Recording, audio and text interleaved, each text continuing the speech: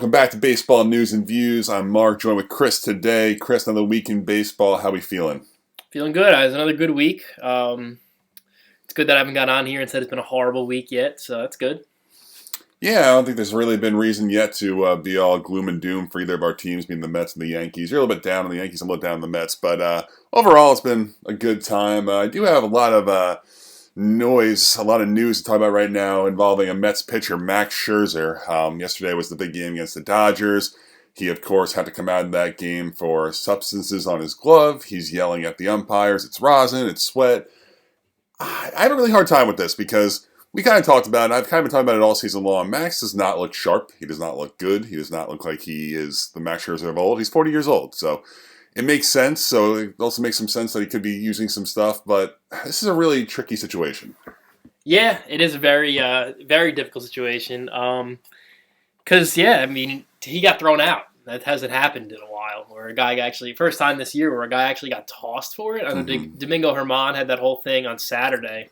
Which makes this look even worse. The whole Domingo Germán saga from this weekend where, you remember, they told him to wash his hands. And he came back out and they said, wash your hands again. And they never ejected him. They never took him out of the game. He threw the best game of his career. There was some fishy stuff with the spin rates of the balls. No, it wasn't the best game of his career. He threw a good game. He had 11 Ks. He had 11 Ks, innings, but the spin rates weren't too crazy. They were up.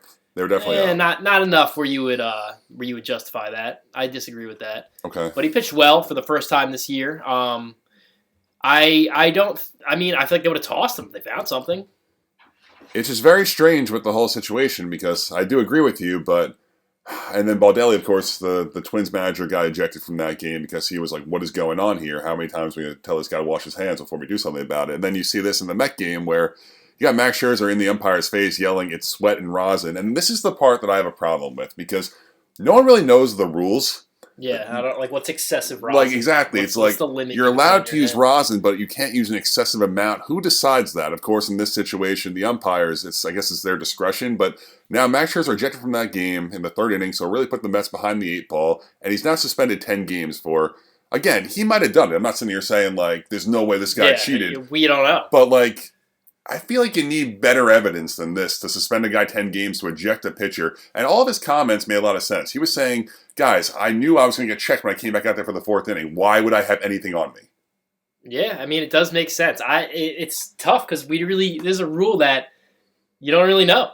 What did they even come out and say? Did they come out and say, what did the umpires say? I mean, they don't talk to the umpires. Yeah, I mean, they have to come out with like a post, like they have to do like a whole statement about this. And they said, it was the stickiest hands they've ever felt in their 3 years of doing these checks. Which, I mean, like, how do you... I don't know. I mean, like, yeah, that sounds bad, but there's no... Is there, like, a certain amount that you can put on? There's no way of knowing. I don't know. Like, what's the rosin limit? They said excessive rosin. And the umpire... They have a rosin bag on the map. The umpire in question is the one who's thrown out 3 guys. It's now Max Scherzer, Hector Santiago, and Caleb Smith. No one else has been tossed for those 3 guys. Yeah, which is crazy. He's thrown It's the same umpire. Was it Phil Cuzzy? Yes. He's thrown out all of them. Yeah, I mean, like, what?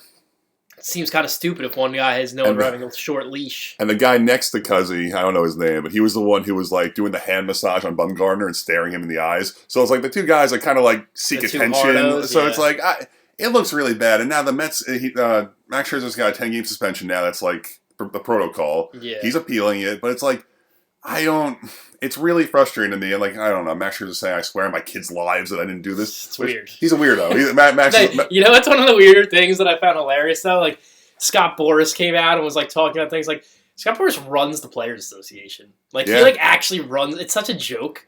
Like, it's such a Max is one of the biggest spokespeople for the players. Yeah, he's like a Scott Boras, like puppet. Like, they, like, run the Players Association. That's another story. But that's a lockout. So. No, it's frustrating to me. I think we just got to find a different way. I know we don't want cheating. We don't want the spider tack. But we got to find a better system than this.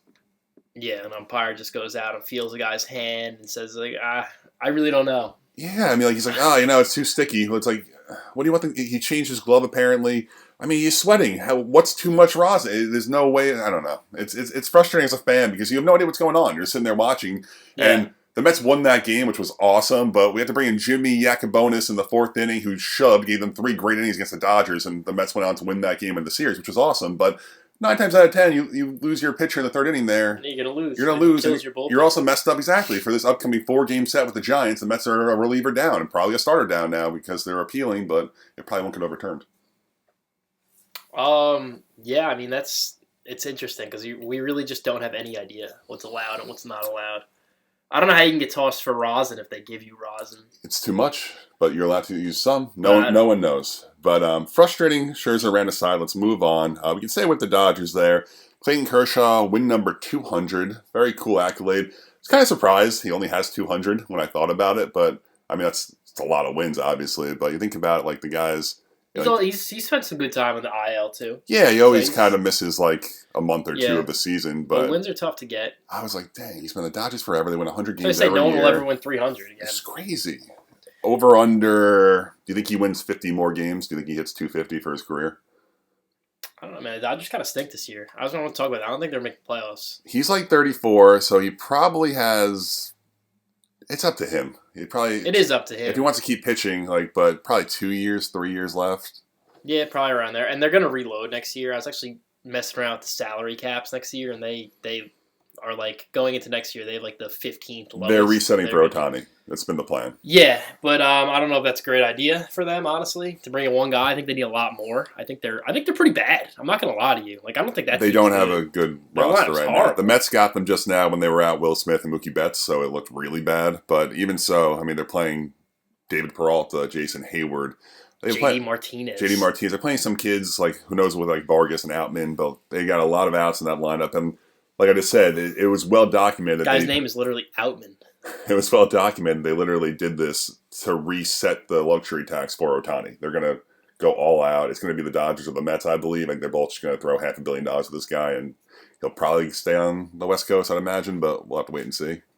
Yeah, it's going to be interesting with that. So you don't think they're making the playoffs? I don't think they're going to make the playoffs. I think the Diamondbacks are going to finish with a better record than the Dodgers. That's a hot take. That's my hot take. That is a hot take. I wanted to come on here and say that as a hot take. I think the Diamondbacks will finish with a better record than the Dodgers. It's kind of fun. We do have some breaking news. The last 2 weeks I said to you, we got to stop doing this Madison Bumgarner thing, and you were kind of like, it depends if they want to win or not. And they clearly want to win because they did it in April. I respect the hell out of that. They DFA Madison Bumgarner today. I believe he was owed $36 million or so. Just a terrible Diamondbacks career. He had an over 5 ERA for them. He had an over 10 ERA this season. Didn't work out. They took a shot on this guy, and he's the oldest 33-year-old ever, and it just didn't really work out. Yeah, but it shows a lot that they DFA'd him in April, and they owe him $34 million, and it just... I'm not going to get into it too much. It makes other teams that we like look a little bad. That the Diamondbacks are getting $34 million, and our teams can't. But anyway, yeah, I think it's crazy. I mean, our teams, my Mets have eaten 2 really bad contracts in the last couple of years. They got rid of James McCann, just ate that whole thing. Got rid of Robinson Cano, ate that whole thing. I mean, maybe it's just the Yankees. And I guess it is just the Yankees. Aaron Hicks you're talking about. Yeah, he's owed $33 million. I don't know why they can't eat that. But, I think Madison Bumgarner, he was terrible. They cut him, and only 3 starts in. They just said enough's enough. They're trying to win. I mean, the guy's throwing nothing, and it's like we were both saying, like, you don't know how good this team actually is, but you got to at least try. You're in this position. You're young. You're fun. You're exciting. And you got Brandon Pfaadt, who I was talking about previously in AAA. He's pitching pretty well. He was great last year. Give him a shot. It's time.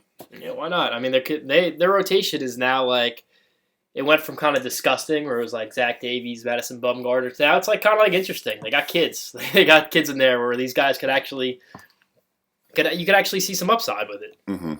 In terms of landing spots for Madison Bumgarner now, I think we're both under the assumption that someone takes a shot. That he's not like someone's. I want him to be on the Yankees. I want him pitching Sunday for the Yankees. You want him on the Clarke Yankees? Schmidt. Yeah, I want anyone but Clarke Schmidt. Actually, have you seen his Savant page? I don't care. It's have all you seen blue. Clarke Schmidt pitch? No. I would rather Madison Bumgarner. At least he's cool. Maybe get some good quotes. Maybe fights an umpire. Clarke Schmidt's going to give you 4 innings, 5 earned, throw a ton of pitches. Maybe not even 4 innings. I'd rather just take Madison Bumgarner. He's cooler. Okay. I don't think you really mean that. I do. He's been really bad, but I think the logical reunion of sorts is Bochy in Texas. I think that makes some sense, but I don't think this guy's an MLB caliber pitcher anymore. Yeah, he might not be, but he's going to get another chance. You should get another chance. Like I said, I think it'll be Texas. I think he'll get, I don't know if it's a minor league deal. Maybe he'll get a major league deal in Texas, but they'll probably run him out there a few times, see what he's got. It probably is nothing. He'll either move on to someone else or go home. Yeah, maybe he doesn't even want to play anymore, too. That's another thing. I could see me one of those dudes who's like, yeah, I'm not good anymore. I don't want to play. Yeah, I mean, he understands. I'm sure he was kind of going He's through the done enough. motions. Yeah, that's true. Some more news here. We have Fernando Tatis's return tonight. Pretty exciting stuff. I think Padres definitely need him. They're playing really poor baseball, and you get your best player back. Yeah, and he's been killing it in his rehab game. So I mean, that doesn't really mean much, but it's gonna be. So he's always exciting to watch. He's gonna add something to that lineup again. Mm-hmm. And He's looked super healthy too. He played pretty much all of spring training, looking very healthy. Now, of course, he played the little rehab assignment, and hopefully, he stays healthy. yeah, hopefully he can go the full year for them. And yeah, they haven't been playing well. It's early. They got a good roster. Their pitching's been kind of rough, but we'll see what happens with him. I'm excited to watch him again. He's one of the more exciting players in baseball to watch. I wonder how he's received now. I mean, I think Padres fans have kind of universally forgiven him for everything, but it's very strange to me because this is a guy who got a PED suspension, and he's kind of being treated like a hero on his return. MLB's tweeting El Nino's back tonight. Everyone's going nuts, which I like him too. I think we all like him. I think he's really cool. He's the rule breaker. Yeah, but it's rules. It's part of his gimmick. It's very strange to me how well received amongst baseball he's going to be coming back from this. Well, he's I don't know. MLB kind of needs him. Besides Ohtani and Judge, he's the guy. He's the cool he's probably the third guy between Ohtani and Judge. He's the most marketable guy. Everyone loves him. Not everyone loves him. They either hate him or they love him. Yeah. It's just you turn your head on some guys and you kind of it's depends who it is. The MLB needs him. Yeah. Especially in Latin America, he's the guy from Latin America. It feels a little Judge is American, Otani's Japanese, and Tatis is Latin America. That's it. He really is. I mean, he's the Acuna. He's cool, but Tatis has that swag that no one else has. It's unmatched. Yeah, no, I hope he's healthy. Truthfully, I do like the guy, which is kind of contradicting for me too, because I always kind of put down these guys. Thing, though, he's a guy who you either love him or you hate him. Yeah. Who else is like that in the MLB? What's another star in the MLB where it's polarizing play? I mean, Bryce Harper. Yeah, but even him, it's not the same as Tatis. No, I'm just saying he has his diehard fans and people who hate him. People who hate him, yeah. But I think Tatis, especially now after this, people really hate him. People already hated him because the bat flips, the way he plays. I don't know. Acuna, I love. Who hates Ronald Acuna? No. Besides Freddie Freeman and the Braves are I think are pretty well liked amongst baseball. They're just a really good team of likable players. Just in general though, yeah. If Tatis is a Brave, people probably hate him too. It doesn't matter what team he's on. It's just the way he is. Yeah, that's true. That's fair. He's the rule breaker. I did mention Bryce Harper there as a contradicting player. Took live BP today. Looks very close. Rob Thompson said he's not going to go on a rehab assignment, which is kind of interesting to me. I feel he should probably see some pitching, but they're kind of in a bad spot. Philly, they're 5 under 500 right now. They probably feel some pressure, so he's going to just show up. I don't know if he's going to play first or DH or what the exact plan is there, but it kind of sounds like he's a couple weeks away here. Yeah, which is kind of crazy. Yeah. But yeah. I mean, the one I don't know if that's a great idea, but I mean, it's Bryce Harper, so he kind of does what he wants. But the one thing I will say is, I don't think any hitters ever came back from Tommy John and was good right away. So there's usually a little bit of a curve there. They usually, I mean, a year. Max Muncy was bad for a year, and I think Hoskins was bad for Didi half was a year. bad. Didi was bad. Seager was bad. Of course, Seager was bad. Yes, 100%. It's definitely something to look out for. Hey, if you're going to bet on someone with the talent to overcome that, it's Bryce Harper. But yeah, it probably won't go very smoothly at first, and you got to hope that maybe a month or two in. I mean, he's playing with no spring training.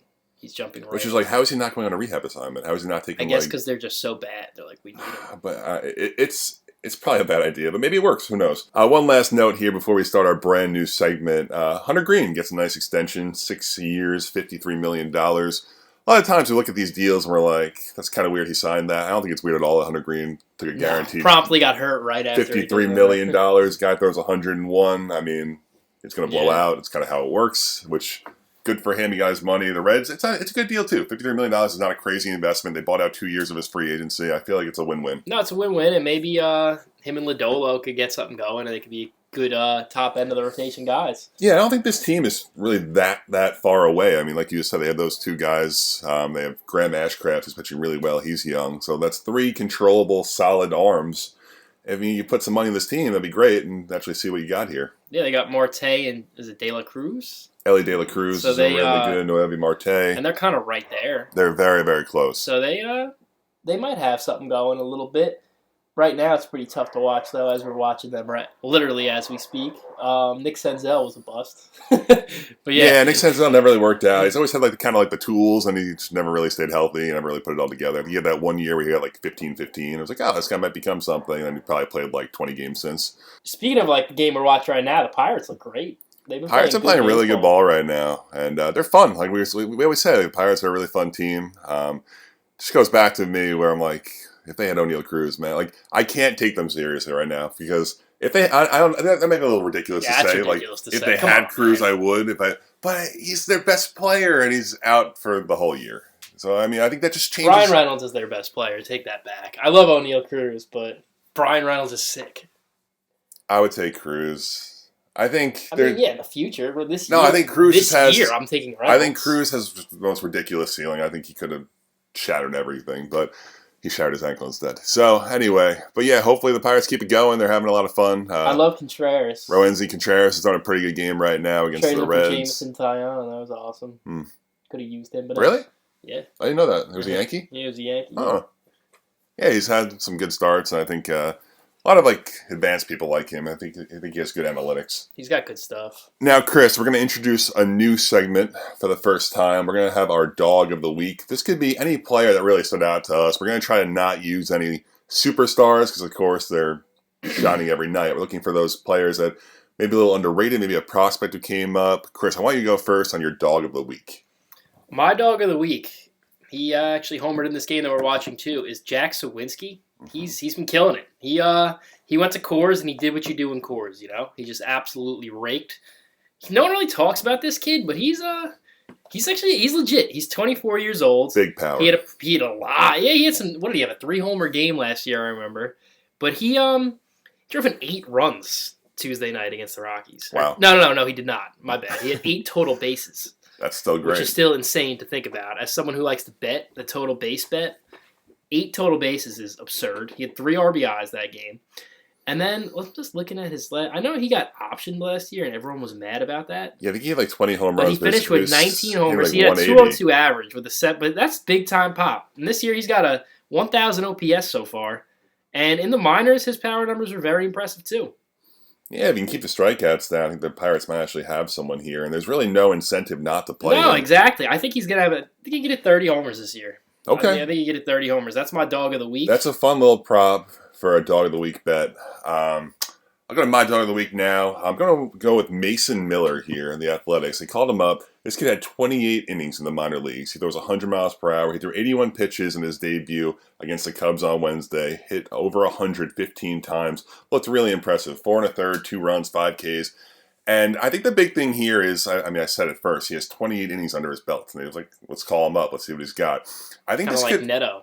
kind of like Neto with the Angels. I think this could kind of be like a Harvey Day thing. Like, I mean, there's not a ton of fans right now in Oakland, but when the Mets were really bad when they first called up Matt Harvey, it gave us a reason to watch the games. And if you're like, oh, it's Mason Miller Day, let's all watch it. And at least a reason to tune in every 5th day and see a guy hopefully shove. Like I said, he throws 100. It's really exciting to watch. And I'm actually going to watch this kid throughout the season. I'm pretty excited about him. Did you add him in fantasy? I did not add him in fantasy because I don't think he's going to win any games, which 1, 2, I don't know how deep he's going to go into games because he has 20 innings under his belt. So I don't know if this is a guy that they're going to really let fly. He's probably like a 5-inning guy, I'd imagine. I don't think he's going to get too many quality starts. So I didn't do it in fantasy, but I think from like a real-life perspective, he's going to be really fun to watch. Interesting. I really didn't know anything about Mason Miller until now. No one really did. He had 28 innings under his belt, like I was saying. And when did they draft him? He was a 3rd-round pick. There was a really interesting story about him where he had diabetes and he didn't know he couldn't put weight on. So he's a 6'1" guy. And he eventually found a proper meal plan to put the weight on. And his fastball went from 88 to 100. He really, really shifted his whole career and trajectory. So it's a really interesting story. Hopefully he stays healthy and puts up a really nice year for Oakland. They can really use it. And just touching one last thing here with Oakland, I know you saw the news with Las Vegas. Yeah, they better go there. That'd be the best decision ever. So they purchased land in Vegas. It seems like this is really happening. The commissioner came out and kind of backed them. They said, we know what's going on. We support them. We gave them the green light. So it seems like this is, at least all of the terribleness in Oakland this year kind of looks like it has some reason or purpose. Have fans. They can actually have people show up to games. Yeah, I mean, they're 3-15 right now, but I don't blame the fans for not going. I don't think they win a series this year. You don't think they win a series all year? You know what actually we should get into? What we should definitely get into right now, our bets, what we've been doing, how we've Yes. been making money. Yeah, we kind of found this system where I don't know if it was like a groundbreaking like situation that we did, but we were kind of just on a walk the other day. We were talking about it. We're like, wow, this could really work. And so far, we're 2 for 2. Chris, I want you to talk about it. So on DraftKings, there's it's in the kind of like a futures thing, and you could pick series, like the series that are up for the week. You just pick a winner, and you pick two favorites, and you parlay them, and you usually get plus odds. And if you don't, you get really good minus odds, Mm-hmm. and you make money. And so far, it's been the easiest 2 bets I've ever made. It takes away the randomness of like the one game baseball thing that you get. Yep. So me and Mark's rule is we do not touch 4-game sets Mm-hmm. because that's how you lose. 4-game sets are crazy. You never know what's going to happen. And you kind of just bet against the A's, the Reds, Tigers, Rockies. It's not rocket science. We really found a system that looks. You pick on the teams that are bad. You have them take 2 out of 3. You parlay it with something else. And like I said, we're 2 for 2. We did Mets and Braves first, and then what was the second bet we did? We did Cubs Rays. And the Rays, yeah. And, against the Reds and Royals. So it makes a lot of sense, and we have a pick for this weekend as well. Yeah, it's not available right now in the app because there's still weird. It'll be tonight or tomorrow. Yeah, tomorrow will be available. But what me and Mark are going with, we are going to go with the Texas Rangers at home against the A's. That should be easy money. Texas is playing great. And then we're going to parlay them with the Twins at home against the Nationals. And I don't have the odds yet, but it seems pretty easy. Yeah, for sure. And if you want to get crazy, the Angels are home against the Royals, and Ohtani is pitching tomorrow. I mean, I don't want to touch the Angels, so I'm not going to put that in there. But you can get better odds with that. And that really shouldn't hit. But like you said, we're not going to get cute with this. It's a system that we're trying out here. We're 2 for 2. I was telling you yesterday, it's not going to hit every time, but I think this is really going to hit at a really high rate. I think it's going to make us a lot of money by season's end. Yeah, it definitely should. I mean, teams like the A's and the Tigers, how many series are they going to win this year? Not too many. Like you said, it really eliminates the randomness of betting on one game. Because, of course, betting on one game, anything can happen. But you got to win 2 out of 3. Being a bad team like the Royals or Athletics or Nationals, it's just not going to happen too often. No, it won't. And I also want to give a shout-out to Cutter Crawford on Monday, 6 1/3 out of the bullpen. Saved the bullpen, should be DFA'd, but didn't get DFA'd. Really? I thought I was going to get a firm handshake DFA, but he didn't. He didn't Cutter get DFA'd. Crawford? Yeah. On the Red Sox? Yeah, he went 6 innings out of the pen. That's usually a surefire. Oh, was that Kluber left 17 runs? No, Bella. Bella. Okay. That's usually a surefire DFA, and I was hoping to get one. I was literally up all night on the Red Sox Twitter account looking for a DFA, but I didn't get it. But maybe next time. That wasn't your dog of the week. Yeah, it was going to be if he got DFA'd. But I think he's like one of their guys. I think he's like youngish. I mean, that's pathetic. Yeah, Cutter Crawford's one of your guys. But yeah, they're not a good spot over there. That's my second dog. Okay, that's fair. I saw Kluber got rocked again yesterday. I mean, whoever they throw just gets rocked. But yeah, I mean, that's probably it here for this week in baseball. Anything else to say, Chris? No, I just hope next week you get a firm handshake DFA. You hope you get a firm handshake DFA. I hope you don't come back and say it was a bad week of baseball. Like you said, we're 3 for 3 so far. So exciting stuff. Hopefully everyone enjoyed, and thank you for listening.